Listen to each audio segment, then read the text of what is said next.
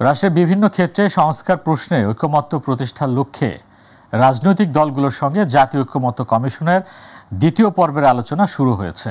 এতে অংশ নিয়েছে বিএনপি, জামায়াত, এনসিপি সহ ৩০টি রাজনৈতিক দল। জাতীয় ঐকমত্য কমিশনের প্রস্তাবই চূড়ান্ত নয়, আলোচনার মাধ্যমে ঐকমত্য হওয়া বিষয়গুলো জুলাই সনদে ঠাঁই পাবে বলে জানিয়েছেন কমিশনের সহসভাপতি আলী রিয়াজ। বিস্তারিত আফজাল হোসেনের রিপোর্টে। বিএনপি, জামায়াত, এনসিপি সহ ৩০টি রাজনৈতিক দলের সাথে দ্বিতীয় দফার সংলাপ শুরু করেছে জাতীয় ঐকমত্য কমিশন। সকলে মিলে আলোচনা করার কথা বিবেচনা করেছি আমরা। সংবিধানের ৭০ অনুচ্ছেদ, তত্ত্বাবধায়ক সরকার ব্যবস্থা, সংসদে নিম্নকক্ষে নারী আসনের নির্বাচন এবং সংসদীয় স্থায়ী কমিটির গঠন প্রক্রিয়া নিয়ে রাজনৈতিক দলগুলোর মধ্যে আলোচনা চলছে। মঙ্গলবার আলোচনা হয়েছে ৭০ অনুচ্ছেদ নিয়ে। এ বিষয়ে নিজ নিজ দলের অবস্থান তুলে ধরেছেন রাজনৈতিক দলের নেতারা। আস্থা ভোট, অর্থ বিল এবং সংবিধান সংশোধন সংক্রান্ত বিল, এই তিনটা বাদে বাকি সমস্ত বিষয়ে জাতীয় সংসদের সংসদ সদস্যরা স্বাধীন থাকবেন মতামত ব্যক্ত করার ক্ষেত্রে, ভোট দেওয়ার ক্ষেত্রে।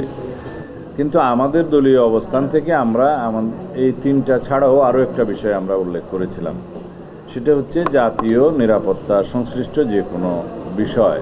অর্থ বিল বা বাজেট যেটা আছে, কমিশনের পক্ষ থেকে শুধু এই শব্দটাই ছিল যে অর্থ বিলে ছাড়া আর বাকি সব বিষয়ে তারা ডিফার করতে পারবে পার্লামেন্টের নিজ দল থেকে।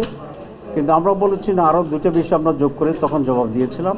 একটা হচ্ছে অর্থ বিল, এরপরে ছিল আপনার সংবিধান সংশোধন ইস্যুটা, আর আস্থা ভোট, নো কনফিডেন্স নিজ দলের বিরুদ্ধে। তো আজকে এখন এখানে প্রায় সকল দলগুলো এই বিষয়ে ঐকমত্য পোষণ করেছে। অর্থ বিল এবং আস্থা ভোট, দলের বিরুদ্ধে ভোট দেওয়া, এই দুটো বাদে অন্যান্য সকল ক্ষেত্রে সংসদ সদস্যরা স্বাধীনভাবে মতামত প্রকাশ করতে পারবে। রাষ্ট্রের বিভিন্ন ক্ষেত্রে সংস্কার প্রশ্নে ঐকমত্য প্রতিষ্ঠার লক্ষ্যে রাজনৈতিক দলগুলোর সঙ্গে এই আলোচনা ঈদের পরেও চলমান থাকবে। আফজাল হোসেন, মাই টিভি, ঢাকা। আন্তর্জাতিক অপরাধ ট্রাইব্যুনালে শেখ হাসিনা সহ ৭ জনের বিরুদ্ধে গুমের অভিযোগ দায়ের করেছেন বিএনপির স্থায়ী কমিটির সদস্য সালাউদ্দিন আহমেদ।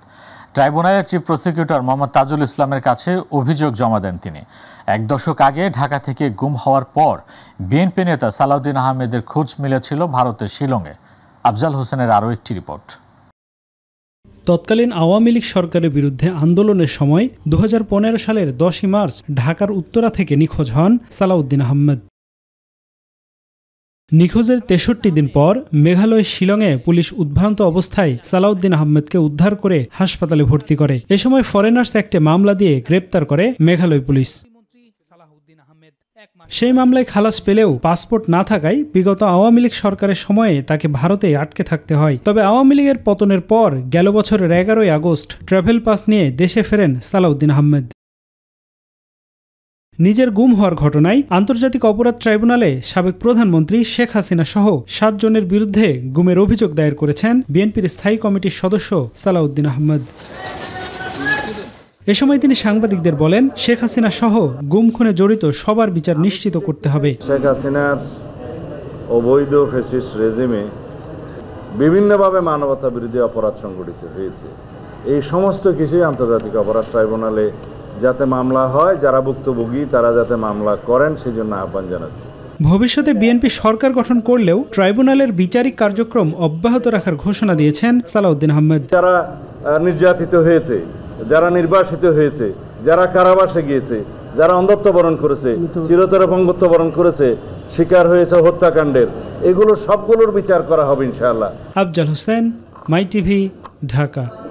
ফেব্রুয়ারির মধ্যভাগে আগামী জাতীয় সংসদ নির্বাচন হলে ভালো হয়, তবে কোনো মতেই এপ্রিল পার হওয়া উচিত নয় বলে মন্তব্য করেছেন জামায়াত ইসলামীর আমির ডাক্তার শফিকুর রহমান। রাজধানীর একটি ৫ তারকা হোটেলে আয়োজিত প্রেস মিটে এসব কথা জানান তিনি। জামায়াত আমির জানান, লেভেল প্লেয়িং ফিল্ড নিশ্চিত হওয়া সাপেক্ষে যে কোনো সময় নির্বাচনের জন্য প্রস্তুত জামায়াত ইসলাম। এসএম আরিফের রিপোর্ট। নিবন্ধন ফিরে পাওয়ার পর রাজধানীর একটি ৫ তারকা হোটেলে জামায়াতের এই আনুষ্ঠানিক সংবাদ সম্মেলন। যে শর্তে তখন আমাদেরকে নিবন্ধন দেওয়া হয়েছিল, সেই শর্তের কোনো বিচ্যুতি জামায়াতে ইসলামে করে নাই। দলটির আমির ডাক্তার শফিকুর রহমান জানান, ফ্যাসিজমকে পুরোপুরি বিদায়ের লক্ষ্যে একটি অবাধ, সুষ্ঠু ও গ্রহণযোগ্য নির্বাচন দরকার।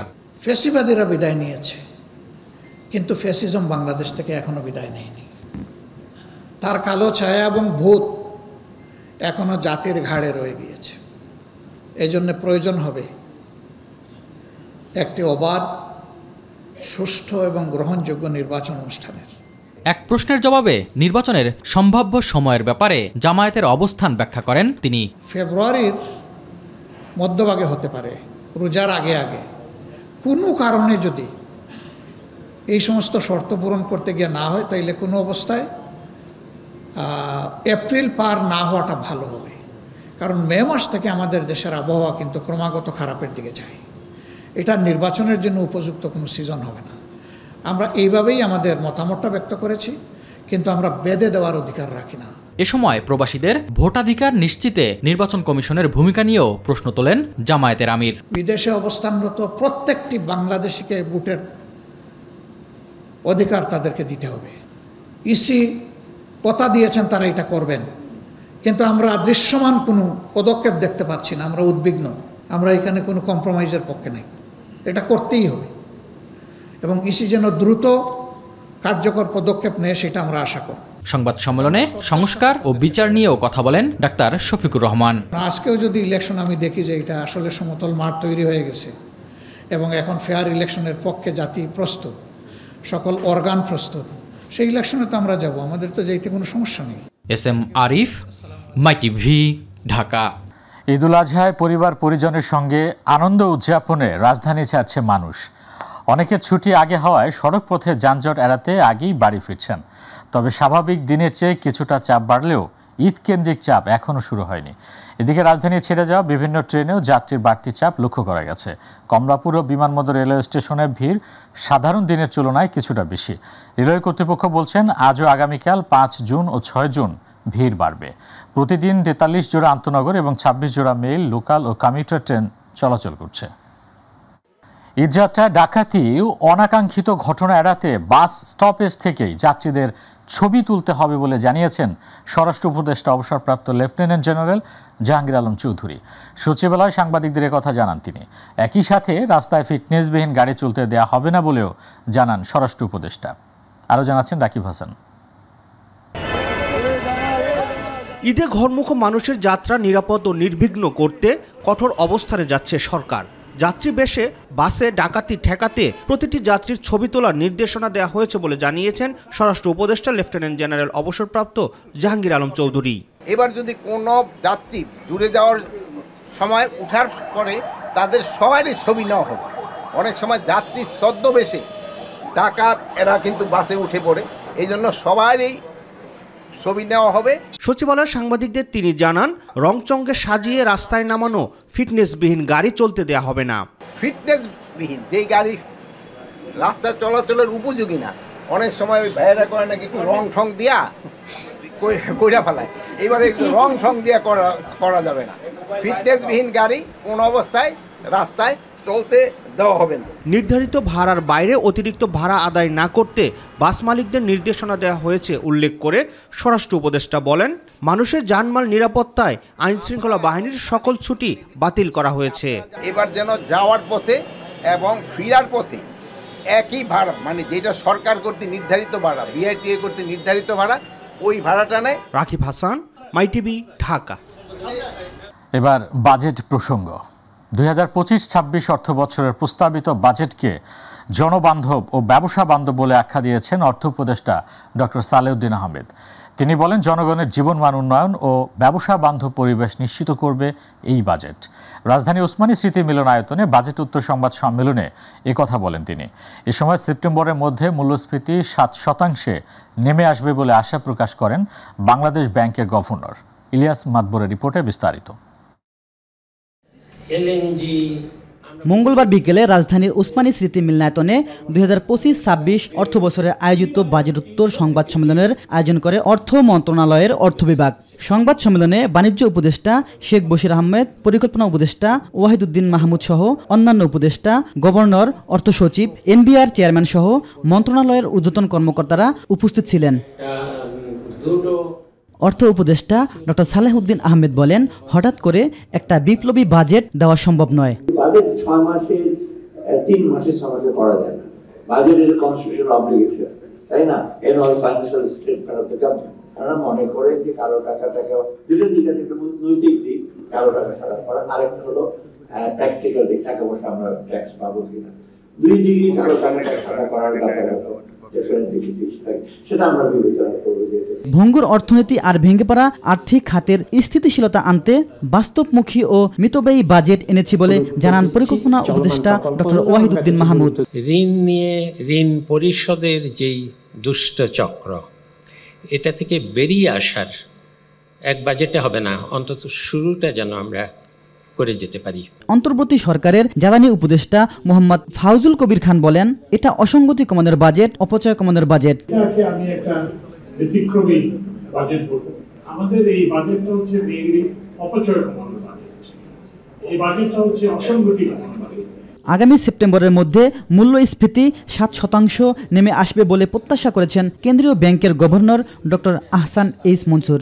আমরা আশাবাদী যে আমাদের অর্থনীতির যে চালিকা শক্তি, ফরেন এক্সচেঞ্জের অ্যাভেলেবিলিটি, সেটা ঠিক থাকবে এবং আমাদের মনিটারি পলিসিটাকে আমরা টাইট করে রাখছি।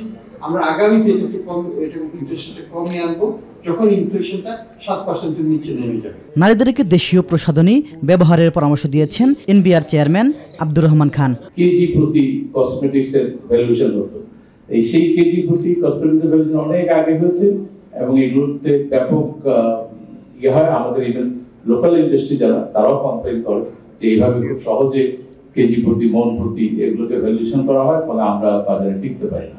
তো সবকিছু মিলে আমরা এগুলো একটু বাড়িয়েছি। ইলিয়াস মাতবর, মাই টিভি, ঢাকা। অন্তর্বর্তী সরকারের বাজেটে কালো টাকা বৈধ করার সুযোগ রাখায় কড়া সমালোচনা করেছে সিপিডি। প্রতিষ্ঠানটি বলছে, এ ধরনের পদক্ষেপ জুলাই আন্দোলনের বৈষম্য বিরোধী চেতনার পরিপন্থী।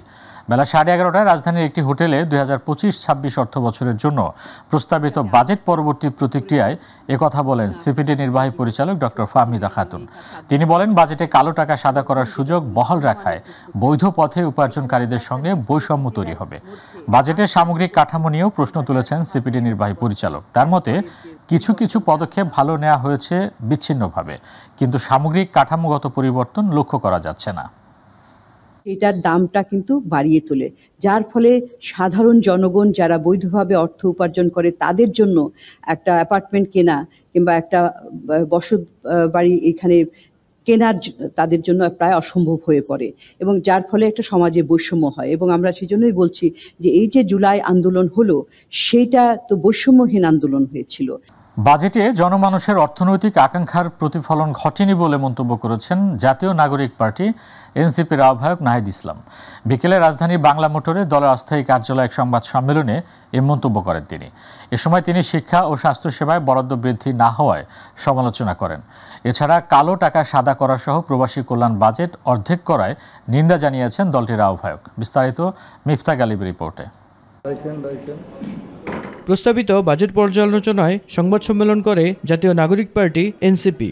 দলটির আহ্বায়ক নাহিদ ইসলাম বাজেটে শিক্ষা, স্বাস্থ্যসহ গুরুত্বপূর্ণ সেক্টরে বরাদ্দ হয়নি বলে উল্লেখ করে সমালোচনা করেন। শিক্ষা, স্বাস্থ্য এবং বিজ্ঞান প্রযুক্তি খাতেও তেমন নতুনত্ব নেই, বরং শিক্ষায় ন্যূনতম 2% জিডিপি 2% বরাদ্দ থাকাটা আমরা উচিত বলে মনে করছি এই সময়। ধনীদের কর আদায়ে কোনো ব্যবস্থাপনা না থাকায় ধনী গরিব বৈষম্য বাড়বে উল্লেখ করে কালো টাকা সাদা করার বিধান রাখার নিন্দা জানান। যারা ট্যাক্স ফাঁকি দেয়, যে সকল প্রতিষ্ঠান ব্যক্তি, আমরা তো প্রথমে বললাম যে তাদের থেকে কর উত্তোলনে বা করের আওতায় আনার আসলে ব্যবস্থা নেওয়া হয়নি এবং যে এনবিআর সংস্কার, সেই সংস্কারগুলো বাধাগ্রস্ত হচ্ছে।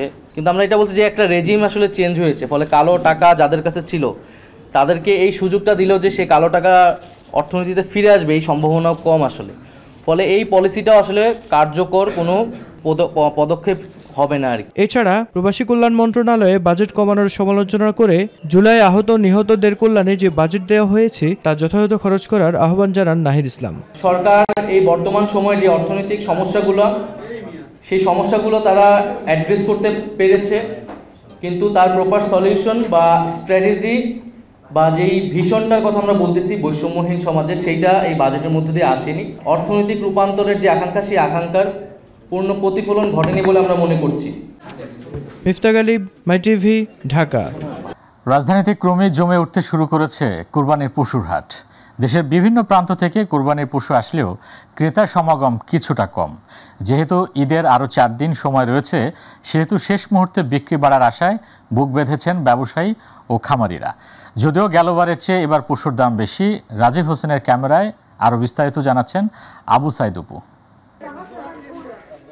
সময় যত ঘনিয়ে আসছে ততই সরগরম হয়ে উঠছে রাজধানীর কোরবানির পশুর হাটগুলো। আর এ থেকে পিছিয়ে নেই কমলাপুরের শাহজাহানপুর পশুর হাট বাজারও। এখানে দেশি বিদেশি জাতের গরুর আধিপত্য অনেক বেশি, তবে ক্রেতা সমাগম কম থাকায় ব্যবসায়ী ও খামারিদের কপালে চিন্তার ভাঁজ পড়লেও প্রত্যাশা এতটুকু, ঈদের শেষ মুহূর্তে জমজমাট হবে কোরবানির পশু বিক্রি। এখনো বেচা কেনা শুরু হয়নি, ঈদের আরো 3-4 দিন বাকি আছে, আশা রাখি ভালো কিছু হবে। বেচা কিনা হবে আরো 2-3 দিন তো আছে, আর মধ্যে 3 দিনে বেচা কিনা হয়তো কাস্টমার আসবে।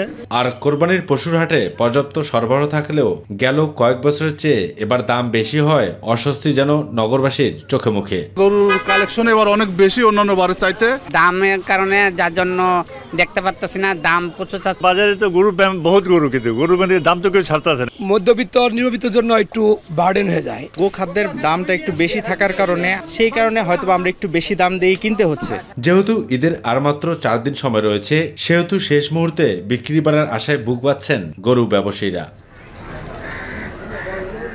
দরজায় করোনা ছিট, আর তাই তো ধর্মপ্রাণ মুসল্লিরা আল্লাহর সন্তুষ্টি লাভের আশায় এবং কোরবানি দেওয়ার জন্য বিভিন্ন পশু হাটে ছুটে যাচ্ছেন। তবে আমরা লক্ষ্য করেছি বিভিন্ন পশু হাটে ক্রেতা সমাগম একবারই কম। তারপরেও ব্যবসায়ী এবং খামারিদের প্রত্যাশা আগামী 2-1 দিনের মধ্যে এই বাজার জমজমাট হয়ে উঠতে পারে এবং তাদের প্রত্যাশা অনুযায়ী তারা বেচাকেনা করতে পারবেন। কমলাপুরের শাহজাহানপুর পশুহাট থেকে আবু সাইদ অপু, মাই টিভি, ঢাকা।